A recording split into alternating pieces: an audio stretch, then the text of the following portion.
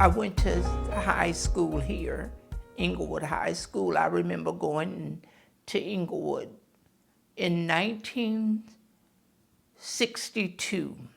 I remember 4 guys in high school. I was a freshman. And these 4 guys were like juniors and seniors. One weekend in 1962 on a Sunday, I was going to movies with my cousin and with one of my younger brothers. We were headed home because it was still light outside. And I saw the 4 guys coming toward my cousin and me and my brother. They surrounded us, and I said, oh, but my cousin was a girl named Charlotte. And Charlotte, I thought they were going to, bother her.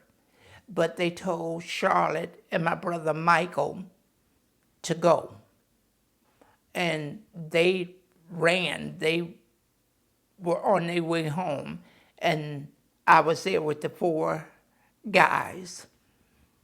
And I knew something was going to happen, but I couldn't put my hands on it. But I was afraid. And I remember them on Michigan Avenue taking me under in a gangway up and then to the alley like. And they raped me. And a lady came out on the porch and she saw what was going on. And I don't know if what she did. She went back in. And then I remember my dad coming through the gangway and looking for me. And he saw what was going on. And they ran, but one was still on me. And they had the barbed wire fence, I remember that. And he was running toward that, and my dad had grabbed him and was gonna crush his neck on the barbed wire fence. And I told my dad, don't do that, because I didn't want my dad going to jail. The police came and they arrested him. And we had to go to court, back and forth to court. And my mother, she was hurt. And my dad, he was disgusted, but not with me.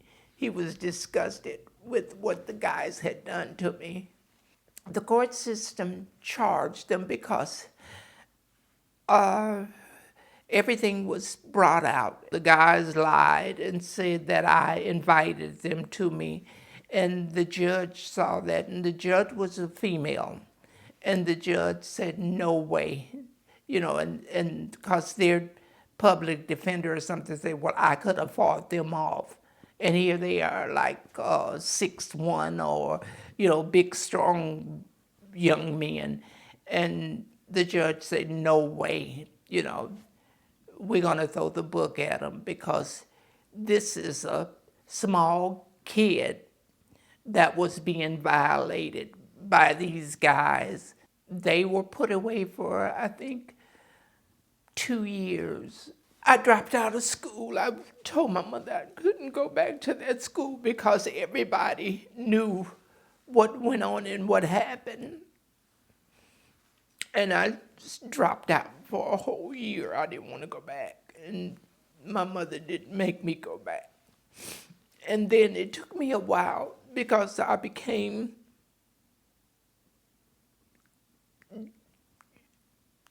confused about myself and who I was and why these things happened to me.